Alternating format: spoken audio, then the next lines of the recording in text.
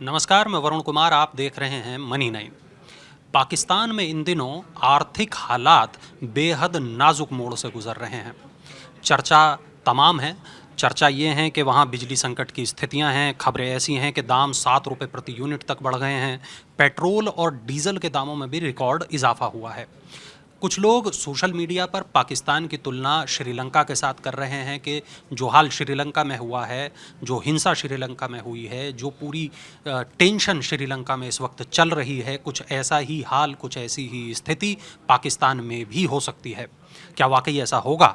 इन्हीं सब मुद्दों पर चर्चा करने के लिए मेरे साथ मनी 9 के एसोसिएट एडिटर विपुल सिंह मौजूद हैं। मेरे साथ मनी 9 के न्यूज़ एडिटर अभिषेक श्रीवास्तव मौजूद हैं। पहला सवाल विपुल सर आपसे, क्या पाकिस्तान का हाल श्रीलंका जैसा हो सकता है, होने वाला है? ये होगा कि नहीं होगा ये कहना थोड़ा मुश्किल है, लेकिन जो हालात हैं वो इस ओर इशारा कर रहे हैं। कारण क्या है कि लगातार जिस तरीके से वहाँ पर जो फॉरेक्स रिजर्व है देश का वो घट रहा है, और पाकिस्तान एक ऐसा देश नहीं है जो बहुत ज़्यादा निर्यात करता हो, हर चीज़ के लिए वो आयात करता है। ऐसी स्थिति में अगर वो ज़्यादातर चीज़ों को जब आयात कर रहा है तो वो चीज़ें कहाँ से खरीदेगा? पेट्रोल डीजल आसमान पर हैं। रूस यूक्रेन की स्थिति के बाद कर्ज पाकिस्तान के ऊपर भी लगातार बढ़ रहा है, और अभी जो हमारे पास खबरें आ रही हैं उसके मुताबिक कुछ दिन पहले ही चीन ने ये कहा कि अगर आप हमारे 300 अरब डॉलर वापस नहीं करते हैं तो हम आपके यहाँ जो है वो बिजली बंद कर देंगे। तो बिजली संकट एक बड़ा संकट है, पेट्रोल डीजल की बढ़ती कीमतें बड़ा संकट है, और इन सब के चलते हम देख रहे हैं कि पाकिस्तानी रुपया वो लगातार कमज़ोर हो रहा है। तो ऐसे में पाकिस्तान के पास विकल्प ज़्यादा बचते नहीं हैं, क्योंकि यूरोपीय कंट्री नाराज़ हैं। अभी इमरान खान की जो सरकार थी वहाँ पर, तो हमने देखा किस तरीके से वहाँ पर फ्रांस का विरोध हुआ, या फिर अमेरिका का विरोध इमरान खान की रिजिम में हमने देखा काफ़ी। तो एक तरफ अमेरिका नाराज़ है, दूसरी तरफ यूरोपियन कंट्रीज़ नाराज़ हैं। मुस्लिम कंट्रीज से बहुत ज़्यादा भरोसा था, वो भी पाकिस्तान से बहुत ज़्यादा खुश नहीं है। अभी जो नए प्रधानमंत्री बने हैं शहबाज शरीफ साहब, उन्होंने कोशिश की यूएई और तमाम जगहों पर जा कर के आर्थिक मदद मांगने की, पर वहाँ से उन्हें अभी भी खाली आश्वासन ही मिला है, कोई रकम मिली नहीं है। तो ये इशारा कर रहा है कि अगर एकदम से कर्ज मांगा जाएगा तो पाकिस्तान चुकाएगा कैसे? तो डिफ़ॉल्ट होने का खतरा भविष्य में हो सकता है।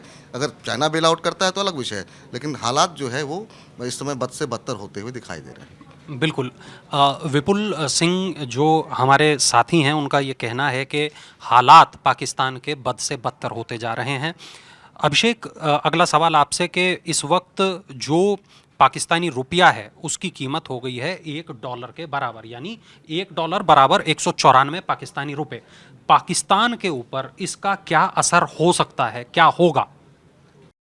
जब किसी देश की मुद्रा या करेंसी डिवैल्यूट होती है, यानी कमज़ोर, डॉलर के आगे कमज़ोर होती है, और अगर वो कंट्री इंपोर्ट बेस्ड है, मतलब उसका हर चीज़ वो इंपोर्ट करता है, जैसे तेल हो गया, गैस हो गया, कोयला हो गया, कॉटन हो गया, रसायन हो गया, केमिकल हो गया, दवाइयाँ हो गई, अगर वो सारी चीज़ें इंपोर्ट करता है तो उसका मतलब सीधा सीधा ये है कि अब उसको इंपोर्ट करने के लिए ज़्यादा पैसे खर्च करने होंगे।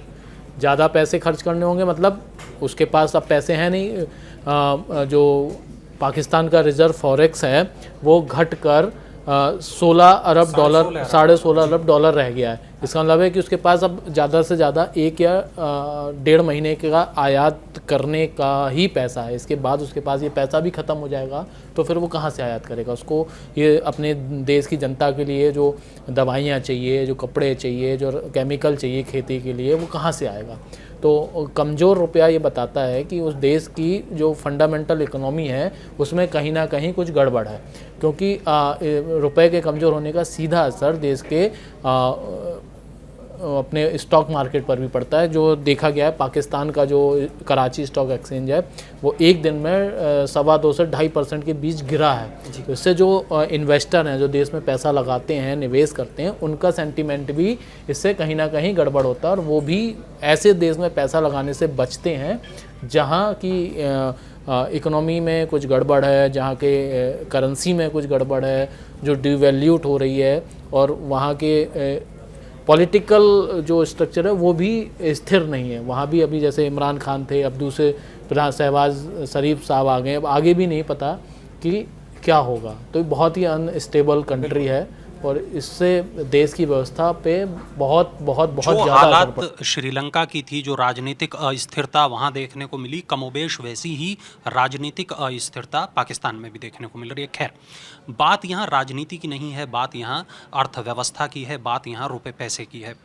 रिपोर्ट्स ये बता रही हैं कि पाकिस्तान में गेहूं का संकट हो सकता है। इस साल प्रोडक्शन 30 लाख टन कम हो सकता है। खबर जो दूसरी है, जो रिपोर्ट है दूसरी, यूएन की जो रिपोर्ट वो ये बताती है कि पाकिस्तान में सूखे की आशंका है। सिंध चैम्बर ऑफ एग्रीकल्चर की रिपोर्ट है, वो ये बताती है कि सिंध में पानी की बेहद कमी हो गई है और पाकिस्तान सूखे की चपेट में आ सकता है।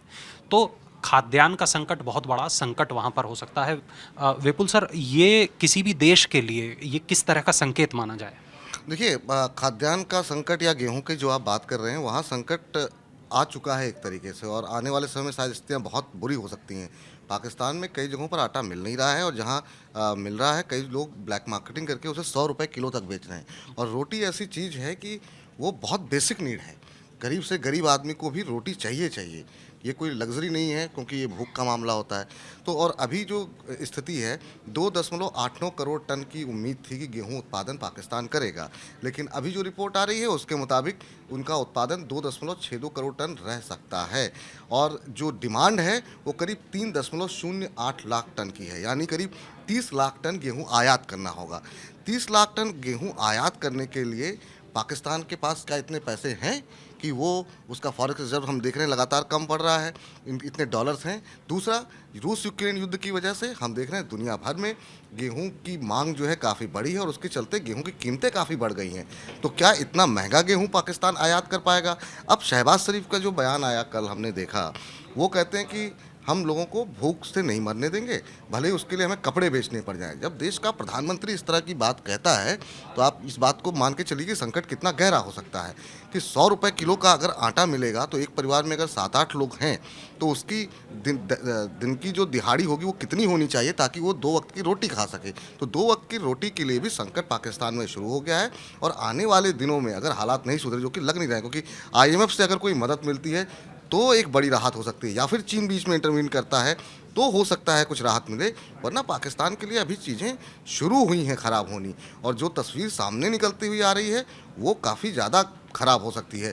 पेट्रोल डीजल का हो सकता है आने वाले समय में संकट देखने को मिले, क्योंकि पाकिस्तान के लिए अब आसान नहीं होगा इस तरीके से इम्पोर्ट। अगर वो गेहूँ इंपोर्ट करने में 30 लाख टन गेहूँ इंपोर्ट करेगा, फिर बाकी पेट्रोल डीजल जैसी या बाकी जो दूसरी चीज़ें वो आयात कर रहा है, फिर उसके लिए भी उसे डॉलर चाहिए होंगे, और सारे डॉलर अगर आप गेहूँ और आटे खरीदने में ही लगा देंगे तो बाकी चीज़ें कैसे आयात करेंगे? तो संकट बड़ा है। बिल्कुल। और एक जो बड़ा महत्वपूर्ण सवाल है वो बार बार ये आता है कि क्या चीन से और कर्ज लेगा पाकिस्तान?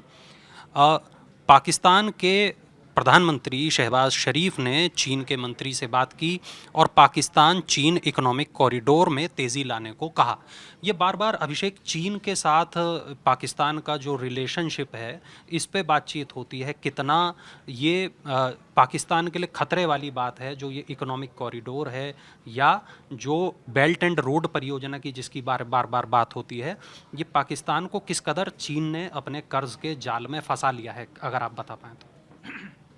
एक्चुअली चीन का एक प्रोजेक्ट है जो पाकिस्तान से होते हुए ग्वादर पोर्ट तक शायद वो चीन से लेके जा रहे हैं, वो हाँ सी पैक जो बोलते हैं, वो चीन अपने लिए रास्ता बना रहा है। चीन अपनी चीज़ों के एक्सपोर्ट इंपोर्ट के लिए रास्ता बना रहा है, और वो इसमें पाकिस्तान का पूरा उपयोग कर रहा है।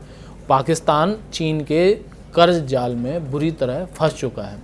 अभी आपने बोला कि चीन की कंपनियों ने 300 अरब डॉलर ना चुकाने पर CPEC का काम रोकने की धमकी दी है, यानी कि अब वो पाकिस्तान पे प्रेशर डाल रहा है कि आप उसे पैसे दो तो वो काम आगे बढ़ाएगा।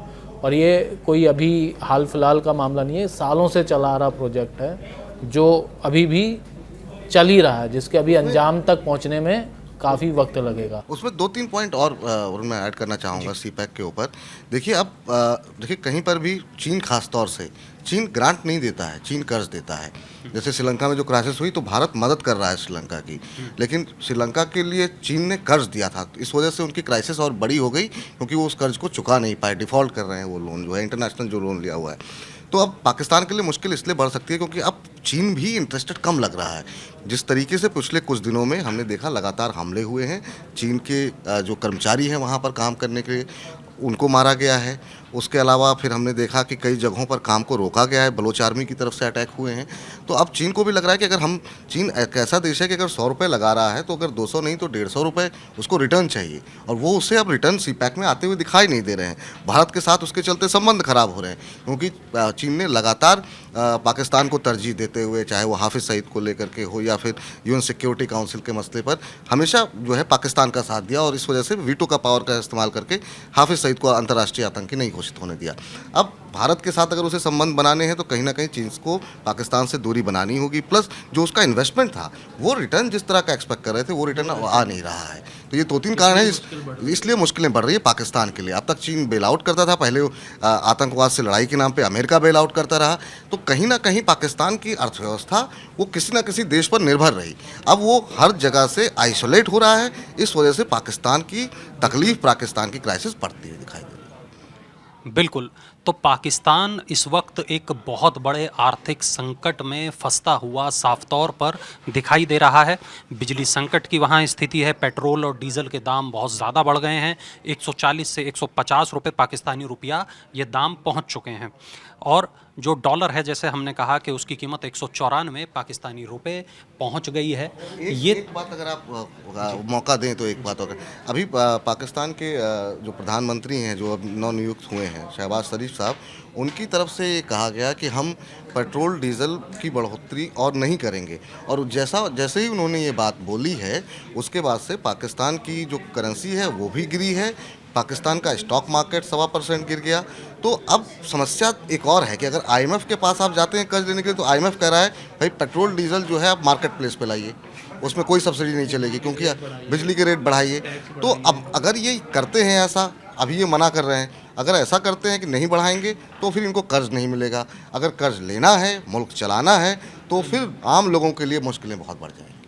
बिल्कुल। तो पाकिस्तानी आवाम की जो मुश्किलें हैं, पाकिस्तानी जनता की जो मुश्किलें हैं वो बढ़ने वाली हैं, और कहीं ना कहीं लोग ये मान कर चल रहे हैं, पत्रकार ये मान कर चल रहे हैं, मीडिया का एक बड़ा तबका ये मान कर चल रहा है कि पाकिस्तान का हाल भी श्रीलंका की तरह हो सकता है। पाकिस्तान चीन के कर्ज जाल में इस तरह फंसा हुआ है, आर्थिक संकट में इस तरह फंसा हुआ है कि आने वाले दिनों में अगर पाकिस्तान में भी श्रीलंका जैसी तस्वीरें दिखाई दें तो कोई चौंकाने वाली बात नहीं होगी।